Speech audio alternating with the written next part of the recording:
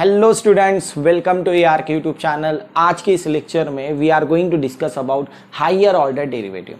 अब ये जो डेरिवेटिव है हायर ऑर्डर डेरिवेटिव में, इसमें सारा कंसेप्ट सेम है जो अभी तक के हमने सीखा है। चाहे हमने कंपोजिट फंक्शन देखा है, हमने इम्प्लिसिट फंक्शन देखा है, पैरामीट्रिक, इनवर्स, लॉगरिथमिक, etc।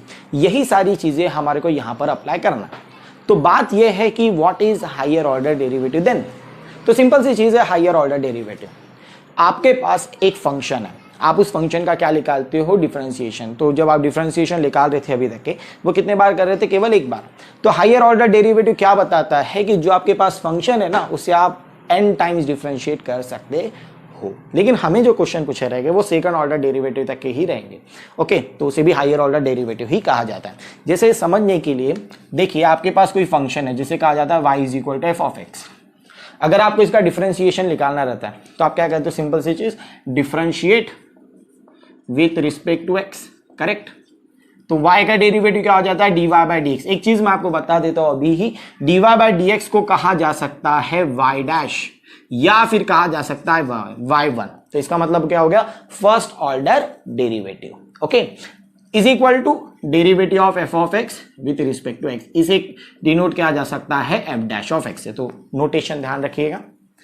लेकिन ये कितने बार डिफरेंशिएट हो गया? केवल one time. Higher order derivative का मतलब क्या हो गया कि इसे डिफरेंशिएट करो जितने बार ये हो सकता है, पॉसिबल हो सकता है।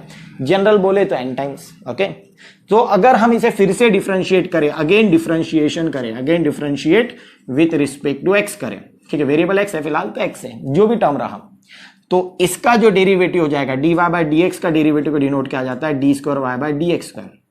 और f डैश रहा तो कितना आ जाएगा? f double dash of x। मतलब फिर से डिफरेंशिएशन किया जाएगा इसे, और इसे डिनोट किया जा सकता है y डबल डैश और y2 के साथ, और इसे कहा जाता है सेकंड ऑर्डर डेरिवेटिव। ये क्या रहा आपका? First order derivative. ये क्या रहा आपका? Second order derivative. अगर आप इसे फिर से डिफरेंशिएट करें, अगेन डिफरेंशिएशन, तो यहां पर चीजें ध्यान रखना कि डेरिवेशन वो ऊपर नहीं लगेगा जहां आपका आंसर आ गया है, वहां पर डिफरेंशिएट कर रहे हो। Differentiate with respect to x we get, तो ये d square y by d x square को फिर से आपने डिफरेंशिएट किया, that is third order differentiation. ये फर्स्ट ऑर्डर था, सेकंड ऑर्डर, ये थर्ड ऑर्डर। तो इसका मतलब क्या हो जाएगा? D cube y by d x cube. आप कह सकते हो f triple dash of x। ठीक है, इसे डिनोट किया कैसे किया जा सकता है? f ट्रिपल डैश और y3, sorry y triple dash और y3। इसे कहा जाता है थर्ड ऑर्डर डेरिवेटिव। अगर आप ऐसे ही कंटिन्यूअसली डेरिवेटिव करते जाएं तो आप कहां तक के डेरिवेटिव कर सकते हो? n टाइम्स तक के। कहां तक के कर सकते हो आप इसे? n टाइम्स तक के। तो इसे कहा जाता है n ऑर्डर डेरिवेटिव, और nth ऑर्डर डेरिवेटिव को ही सक्सेसिव डेरिवेटिव भी कहा जाता है। ठीक है, तो ये जो टर्मिनोलॉजी हुई है, इसी टर्मिनोलॉजी को कहा जाता है हायर ऑर्डर डेरिवेटिव। ठीक है, आपको जो एग्जांपल रहने वाला ना, वो कहां तक के रहने वाला? सेकंड ऑर्डर डेरिवेटिव तक के, मतलब d square y by d x तक के लिखा।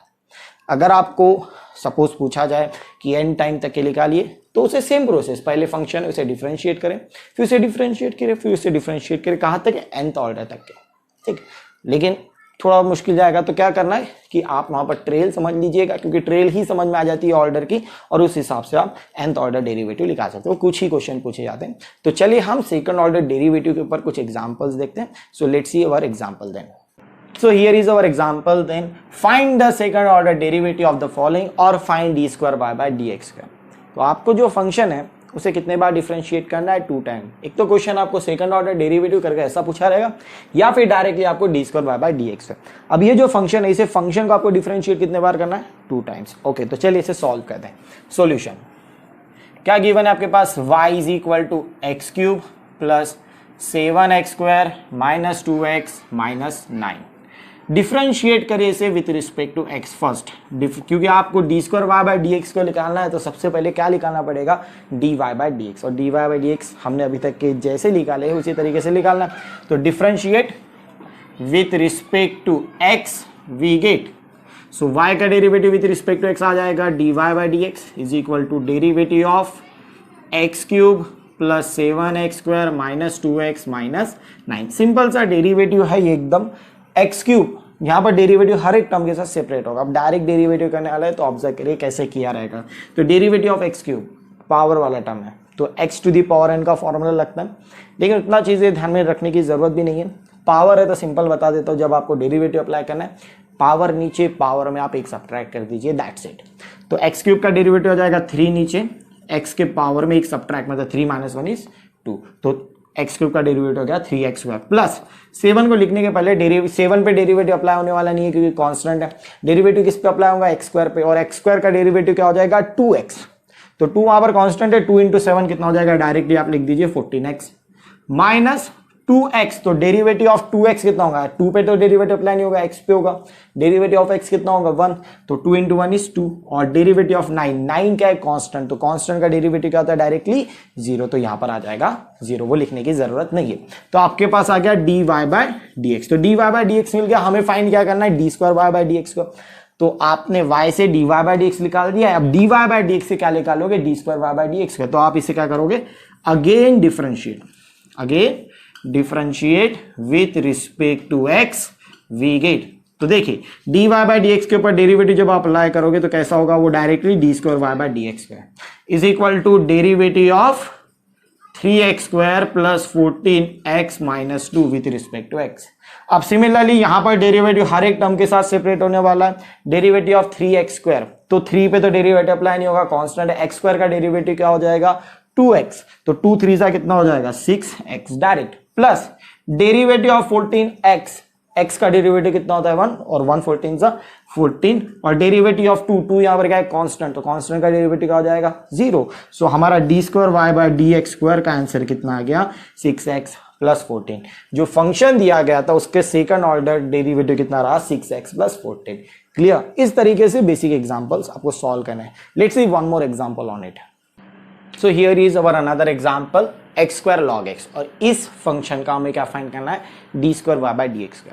तो पहली चीज सॉल्यूशन करते से solve y is equal to, आपके पास क्या गिवन है? x² log x, और आपको d²y/dx² निकालना है। तो फर्स्ट ऑफ ऑल आपको क्या फाइंड करना पड़ेगा? dy/dx। तो इसे हम सबसे पहले डिफरेंशिएट कर देते हैं विथ रिस्पेक्ट टू x से, ताकि हमें dy/dx मिल जाए। सो y का derivative with respect to x is dy/dx is equal to derivative of x² log x। अब चीजें ऑब्जर्व करिए, यहाँ पर 2 फंक्शन है लेकिन दोनों फंक्शन मल्टीपल में है, और जब मल्टीप्लीकेशन में डेरिवेटिव अप्लाई होता है तो कौन सा रूल अप्लाई होता है? Product rule. तो डेरिवेटिव ऑफ प्रोडक्ट रूल क्या कहता है? डेरिवेटिव ऑफ 1 × 2 क्या कहता है? First into derivative of second plus second into derivative of first, that's it. तो यहाँ पर फर्स्ट कौन है? x², सेकंड कौन है? log x। तो x² derivative of log x plus log x into derivative of x²। चलिए कर लेते हैं। x² derivative of log x is 1/x plus log x derivative of x² is 2x, correct. यहां पर x, यहां पर x, एक x गेट कैंसिल आउट, बचा कितना? x plus 2x log x। So this is our dy/dx। लेकिन हमें dy/dx नहीं निकालना, हमें क्या निकालना है? d²y/dx। तो d²y/dx निकालने के लिए हमें dy/dx निकालना बहुत जरूरी है। अब इस टर्म को, ये जो फंक्शन मिला है, इस फंक्शन को फिर से आप डिफरेंशिएट कर दीजिए तो आपको क्या मिल जाएगा? d²y/dx²। So again differentiate with respect to x, we get. So dy/dx का हो जाएगा d²y/dx² is equal to derivative of x plus 2x log x। तो अब आप यहां पर क्लियरली ऑब्जर्व करिए, डेरिवेटिव ऑफ x कितना होता है? 1, प्लस यहां पर 2 कांस्टेंट बाहर निकाल दीजिए। लेकिन यहां पर अगर आप अच्छे से ऑब्जर्व करें तो x इंटू लॉग एक्स है। Again product rule, first into second. तो क्या रूल लगता है? यहां पर ब्रैकेट दे रहा हूं क्योंकि पूरे टर्म पे लगने वाला है, 2 पूरे टर्म के लिए मल्टीप्लाइड है। तो first into derivative of second plus second, that is log x into derivative of first, that's it. तो चलिए इधर सॉल्व कर लेते हैं। सो हमारा d²y/dx² कितना आता है? देखिए, सो यहाँ पर 1 प्लस 2, चलिए सॉल्व कर लिए। x as it is, derivative of log x is 1/x plus log x as it is, और डेरिवेटिव ऑफ x कितना हो जाएगा? 1। क्लियर? नाउ 1 प्लस 2, यहां से x get cancel out, 1 plus log x into 1 is log x। चलिए open कर लेते इसे प्रॉपरली, पूरा कैलकुलेट कर लेते। 1 plus 2 1 jar 2 plus 2 log x। सो आपका आंसर आ जाएगा 3 प्लस 2 log x। तो ये रहा हमारा d square y by d x square. या फिर हम ये कह सकते हैं कि जो हमारे पास फंक्शन है उसका जो सेकंड ऑर्डर डेरिवेटिव है वो कितना है, 3 plus 2 log x। Clear? Let's see one more example. So here is our another example, x is equal to a cos cube theta, y is equal to b sin cube theta। हमें find करना है d square y by d x का। जैसे ही आप इस example को observe कर रहे हो तो आपको क्लियरली आइडिया आ गया कि ये जो एग्जाम्पल है पैरामीट्रिक फंक्शन का, और यहां पर क्या है पैरामीटर थीटा। तो d square y by d x square निकालने के लिए हमें सबसे पहले क्या निकालना पड़ेगा, d y by d x. चलिए सबसे पहले वही निकालते हैं। सॉल्यूशन, पैरामीट्रिक फंक्शन है तो पैरामीट्रिक फंक्शन के हिसाब से सॉल्व करना है। एक्स इज इक्वल टू क्या गिवन है हमारे पास, ए कॉस क्यूब थीटा। ठीक है, थीटा के साथ है तो डिफरेंशिएट किससे हो जाएगा, विथ रिस्पेक्ट टू थीटा के साथ। वी गेट एक्स का derivative with respect to theta क्या हो जाता है, d x by d theta is equal to derivative of a cos cube theta with respect to theta. अब डेरिवेटिव ए पे तो अप्लाई नहीं होगा तो कांस्टेंट एज इट इज रखिए। Derivative of cos cube theta, cos theta नहीं बोला है, कॉस क्यूब थीटा बोला है। तो पहले डेरिवेटिव किस पे अप्लाई होगा, पावर पे। तो पावर नीचे, पावर पे एक सब्ट्रैक्ट, तो 3 कॉस स्क्वायर थीटा। लेकिन कंप्लीट हुआ क्या, बिल्कुल नहीं, डेरिवेटिव ऑफ कॉस थीटा। अब आपको क्लियरली पता है कि डेरिवेटिव ऑफ कॉस थीटा क्या होने वाला है, with respect to theta is minus sine theta. तो यहां पर आंसर कितना आ गया, -3a cos square theta sine theta. तो ये आपका रहा dx by d theta. Clear? Now अब हमारे पास dx बाय डी थीटा आ गया। अब हमें क्या निकालना है, dy बाय डी थीटा। उसके लिए y in terms of theta given है। तो यहां पर देखिए y इज इक्वल टू क्या बोला गया है, b sine cube theta. Differentiate with respect to theta, same तरीके से जैसे ऊपर किया गया है क्योंकि सिंपल सा ही प्रॉब्लम है। सो y का derivative with respect to theta is dy by d theta is equal to derivative of b sine cube theta. b constant as it is, ठीक है, डेरिवेटिव इस पे अप्लाई नहीं होने वाला क्योंकि साइन क्यूब थीटा पे अप्लाई होगा।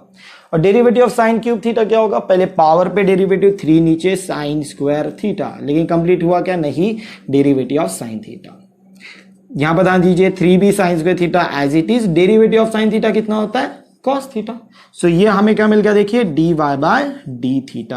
अब हमारे पास dy बाय डी थीटा भी है, dx बाय डी थीटा भी है। अब हमें find dx by d theta भी है, हमें फाइंड क्या करना है, dy बाय dx। और dy by dx parametric function के हिसाब से कैसे सॉल्व किया जाता है, वो सिंपल है, dy by d theta divided by dx by d theta. अब finally dy by d theta की वैल्यू आपके पास प्रेजेंट है, that is 3b sine square theta cos theta divided by dx by d theta की value कितनी है आपके पास, -3a cos square theta sine theta. अब जो टर्म्स कट हो जाते हैं उसे कट कर देते और रिमेनिंग आंसर हम लिख देते हैं, वो आंसर हमारा आएगा dy बाय dx। तो यहां से 3, यहां से 3 गेट कैंसल आउट, यहां से एक कॉस गेट कैंसल आउट, यहां से एक sine get cancel out. Remaining term कितना बच गया, -b/a। ठीक है, sine theta upon cos theta. Sine theta upon cos theta क्या होता है directly, that is tan theta. तो यहां पर क्या आ गया, टैन थीटा। सो हमें dy बाय dx मिल गया, that is -b/a tan theta. अब यहां से जब आप डिफरेंशिएट करेंगे ना, वेरी इंपॉर्टेंट है, ध्यान रखिएगा। अब इस टर्म को डिफरेंशिएट करना है ताकि हमें क्या निकल जाए, d square y by d x square. Okay, तो अब आप क्या करोगे, इसे डिफरेंशिएट विथ रिस्पेक्ट टू। अब यहां पर इंपॉर्टेंट है कि विथ रिस्पेक्ट टू किससे करना है, थीटा से करना है कि एक्स से करना है, ये चीज ध्यान रखना। अब आपको d square y by d x को निकालना है, ठीक है। Y is a differentiable function of x, यहां पर क्या निकाल दिया, d y by d x. अब लेकिन इन टर्म्स ऑफ थीटा है तो क्या हम differentiate with respect to theta से करेंगे कि बिल्कुल गलत हो जाएगा। यहां पर डिफरेंशिएट किया जाएगा विद रिस्पेक्ट टू एक्स के साथ, वी गेट। तो बात ये चलती है फिर थीटा का आंसर क्या 0 होने वाला है क्या, बिल्कुल नहीं, क्योंकि क्वेश्चन में आपको x in terms of theta बोला है, y in terms of theta बोला है। तो derivative of theta with respect to x is d theta by d x. ठीक, तो फिर यहां पर differentiate with respect to x क्यों कर रहे हैं, because d square y by d x को निकालना है। यहां पर क्यों हमने थीटा के साथ डिफरेंशिएट किया, क्योंकि वहां पर पैरामेट्रिक फंक्शन था और पैरामेट्रिक फंक्शन के लिए हमारे पास फॉर्मेट था, इसीलिए। समझ में आया, चीजें क्लियर हो गई ना। अब इसे डिफरेंशिएट किससे कर रहे हैं अपन, विथ रिस्पेक्ट टू एक्स से, तो dy by d x with respect to x is d square y by d x is equal to derivative of minus b upon a tan theta with respect to x। तो minus b upon a constant है, उसे बाहर निकाल दीजिए, और derivative of tan theta, पहले tan का derivative क्या हो जाएगा, सेक स्क्वायर, तो डेरिवेटिव ऑफ tan थीटा कितना हो जाएगा, सेक स्क्वायर थीटा। लेकिन कंप्लीट हुआ क्या, नहीं, into derivative of theta with respect to x, that is d theta by d x. अब बात चलती है कि d theta by d x कहां प्रेजेंट होगा। तो अगर आप ऑब्जर्व करें तो dx बाय डी थीटा आपके पास प्रेजेंट है, that is minus 3a cos square theta sine theta, और d theta by d x उसी का क्या है, रेसिप्रोकल। तो d theta by d x कितना होगा, 1 upon minus 3a cos square theta sine theta, that's it. तो यहां पर आ गया minus b upon a sec square theta into d theta by d x कितना आ गया, 1 upon minus 3a cos square theta sine theta, जिसके कारण minus minus gate cancel out, जो रिमेनिंग टर्म में बचा है वो लिख देते हैं, बी अपॉन यहां पर आ जाएगा 3a स्क्वायर इंटू, देखिए यहां पर सेक स्क्वायर थीटा। ओके, अब इस टर्म को मैं कैसे लिख रहा हूं, देखिए 1 upon cos square theta into 1 upon sine theta for timing के। अब आपको पता है कि cos square theta 1 upon cos square theta मतलब क्या होता है, सेक स्क्वायर थीटा। क्या होता है, sec square theta. 1 upon cos square theta क्या होता है, सेक स्क्वायर थीटा। एक स्टेप डायरेक्ट लिखते हैं, 1 अपॉन कॉस स्क्वायर थीटा पता चल गया, 1 अपॉन कॉस मतलब sec theta, reciprocal of cos is sec, sec का रेसिप्रोकल कौन है, कॉस। तो 1 अपॉन कॉस स्क्वायर थीटा कितना हो गया, सेक स्क्वायर थीटा, और sec square theta into sec square theta कितना हो जाएगा, sec to the power 4 theta. तो आंसर कितना आ गया, b sec to the power 4 theta divided by 3a square sine theta. अब यहां पर 1 अपॉन साइन थीटा चाहो तो आप कोसेक थीटा लिख भी सकते हो, नहीं भी लिखोगे तो बिल्कुल चलेगा। तो ये आ गया आपका d square y by d x square, मतलब जो फंक्शन दिया गया है उसके सेकंड ऑर्डर डेरिवेटिव का आंसर है b sec to the power 4 theta divided by 3a square sine theta. इस तरीके से आपको काफी सारे एग्जाम्पल पूछे जा सकते हैं ताकि आप d square y by d x को निकालो, क्योंकि जो चीजें हमने अभी तक के जितना टर्म डेरिवेटिव में पढ़ा है वही चीजें अप्लाई करना है और d square y by d x को निकालना है। मतलब वो d y by d x तक के लिए देखा था, अब उसे फिर से डिफरेंशिएट करिए, d square y by d x का मिल जाएगा। अगर आपको nth डेरिवेटिव निकालना है तो इसे फिर से डिफरेंशिएट करते चलिए, लेकिन कुछ ऐसे एग्जाम्पल में ही वो लिख लेगा और उसमें एक ट्रेल रहेगा जो आपको कंसिडर करके nth टर्म लिखना पड़ता है। ओके, ठीक है। सो यहां पर हमारा जो डेरिवेटिव का जो चैप्टर है वो कंप्लीट हो गया। इसमें कुछ और स्पेसिफिक प्रॉब्लम है, हम वो आने वाले लेक्चर में कंप्लीट करेंगे, देखेंगे कैसे कैसे एग्जांपल्स मिलते हैं। So for today's lecture, thank you very much. If you like our video, please share with everyone and subscribe our channel so that we can make a free education in mathematics for all students. Thank you very much.